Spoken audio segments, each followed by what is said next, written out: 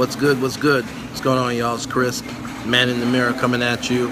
I'm in the palatial location of Whole Foods in Manhattan, here with my son. Say hi. What they do? Whatever. So we're hanging out for a little bit. But before we go and hit the streets, I wanted to do my usual Sunday vibe, if you will. And today's topic is called being present and connected. Let me just prop this up a little bit. All right. So, as I said, today's topic is called being present and connected. So let me ask you this. I don't know if you've ever gone to an event, let's say a private event, and you walk in the door and they seem to have thought of everything. I mean, they've got rose petals in certain places, they've got centerpieces, and you're left feeling like, oh my God, this is a bunch of Martha Stewart stuff going on here. Why is it that women like the little things? I mean, they seem to melt when you do things like leave a note on their pillow that says, I love you. What else? Why is it that a man thinks that he has the greatest woman in the world when she does little things like buy a birthday card for his mother because he forgot, but she remembered? Why does a son, and I'm talking from personal experience, never forget his mother always having a hot plate of food when he got home from practice or from a game? And that's just a long memory. I mean, all those things have something in common. I think it's that it says that the person cares enough to really think to that level, to remember the small things, the details, right? Like the cliche goes, love is in the details. And I think it probably does us a good service if we remember those things and we get better at that. And I think a lot of times we're bad at it in different aspects of our lives. Being present and connected pretty much means that you have the ability to know what somebody needs before they even need it, if that makes sense. I mean, you're one step ahead. And when we do that, there's a connection that happens with that person that locks us to that person because the person cared enough to focus on our needs, to know what it is that we want. And we don't always do a good job of that. So I want to talk a little bit about that today. I give you a couple of scenarios as it pertains to friends and family, our children, and even our spouses or significant others, because I think it's applicable in all those areas. So let's talk about friends and family. A lot of us have friends or family in our lives who, they're the kind of people who always seem to have it together. At least they think they have it together in their heads. They never need help. You can't tell them how to do something. They won't accept help. So what do? We leave them alone because, they're that A-type personality. I'm very familiar with that kind of personality because that's who I am. A-type personalities are not the kind of people who you can ask, would you like me to do this? Or would it be all right if I did this? Because what are they going to say every single time? They're going to say no. But what you need to recognize is when they say no, it's not that they don't want to accept your help. That's pride. They probably want your help. They just don't have the guts to be able to say, yes, I need your help. But when you're present and connected, you recognize that. You recognize them as being that kind of person. And if you're truly connected and if you're smart, you'll stop asking and you'll just do. So you don't take somebody who has a personality like that and put them in a position where they have to answer that question because they're going to say no every single time. You're going to let them off the hook by just doing it and putting them in a position where it's, well, I guess I got to do it because they already started the machine. Don't ask the question. And you won't know that if you're not connected to the person, if you're not present, if you don't know the kind of personality you have in your life. So if you're constantly asking them questions and they're turning you down, you run the risk of saying, they're arrogant. You run the risk of saying they think they know everything, when the real reality is they just don't have the wherewithal to say, yes, I need help. And if you recognize that, you'll just do it. And I guarantee you, they'll take the help every time, because you took the option out of their hands. You just did it.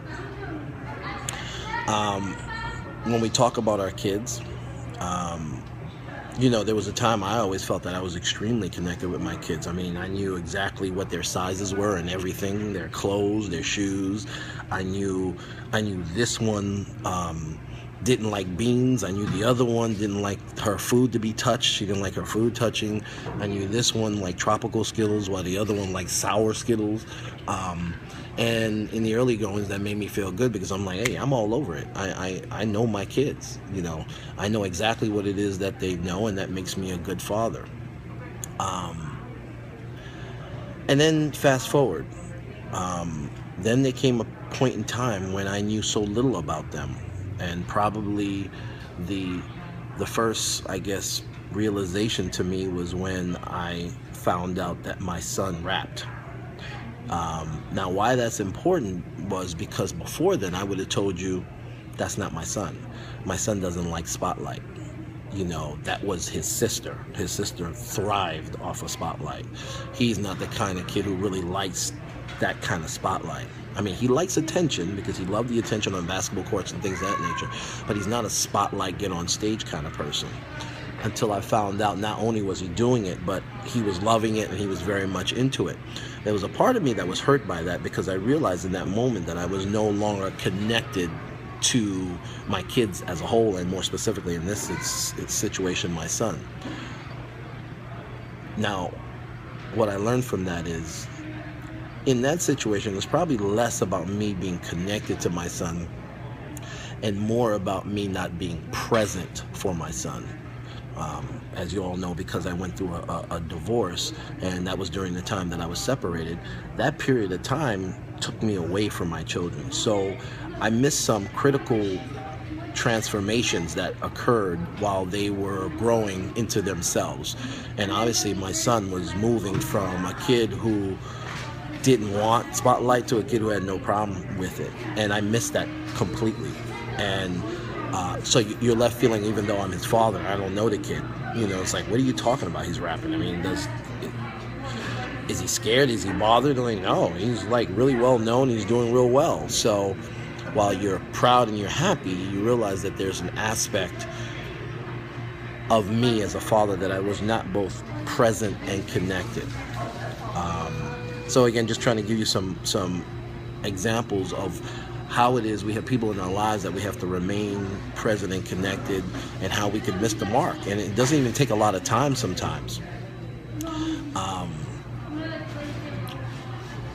When we talk about spouses and significant others, obviously this is probably the hardest one. And it's probably the most difficult one, because it's the one where we feel the most vulnerable. And what I mean by that is being present and connected with your friends and family. I mean, obviously you love your friends and family, but there's not a whole lot of risk there. Being present and connected with your children, well, that's instinct. So there's not a whole lot of thinking there. But when we start talking about significant others, being present and connected, first of all, it's the only one that's 24/7. There's an expectation that you remain, to a certain degree, present and connected at all times.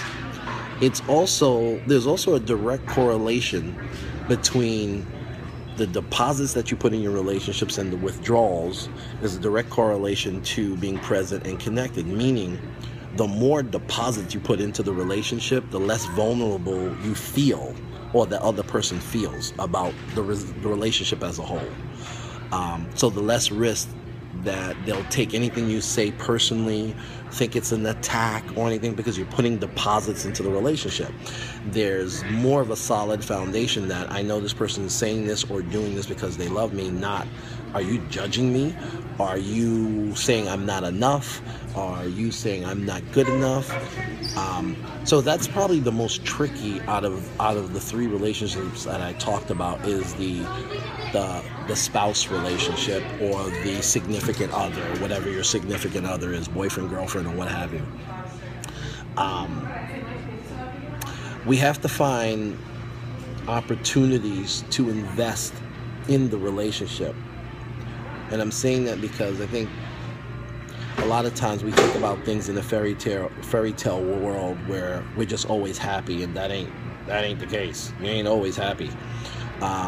You have to methodically find ways to show that person that you are investing in them and that you are present in the relationship. The more you do that, the less you have to worry about some of the negative things that happen in relationships where you are always thinking that you're against one another, you're after one another, even though we're supposed to be on the same team. So I'll tell you some personal things, because, man in the mirror is about what I've learned about myself and how you might be able to use that going forward if you are in this same bucket. Weight loss when I was married was always a big thing. My ex was always trying to lose weight, and I was probably talking about it more than I needed to talk about it. If at the time I was the right kind of husband, I would have realized that my ability to be present, what's going on here? My ability to be present and connected to her would have been not about talking about the weight, but about getting up and helping her lose the weight. Whether I wasn't happy with the weight or she wasn't happy with the weight, or really, it doesn't even make a difference. At the point that she's not happy with the weight, then as somebody who's in a relationship with somebody, you do what you can to help them with anything that they're not strong enough to do on their own. Whether that's, well, guess what? We're changing the whole menu of the whole house. We're all going to be on this new diet. Or we're all going to get up every Saturday and Sunday and work out. Or you make the changes that are necessary. Another one for me was, anybody knows me knows I absolutely hate reality TV. I think every moment that you watch reality TV, brain cells are melting away in your head. So I hate it, but she loved it. And I always refused to watch it. Going forward, I would never do that again, because there comes a time when we have to realize that we're not... Hello? What do you mean my connection is weak? Somebody send me a note and let me know that you can see me. Apparently I have a bad connection here. I have a lot of technical difficulties. Anyone type?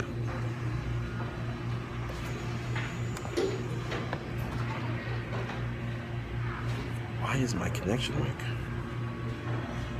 Anyone there? Anyone at all?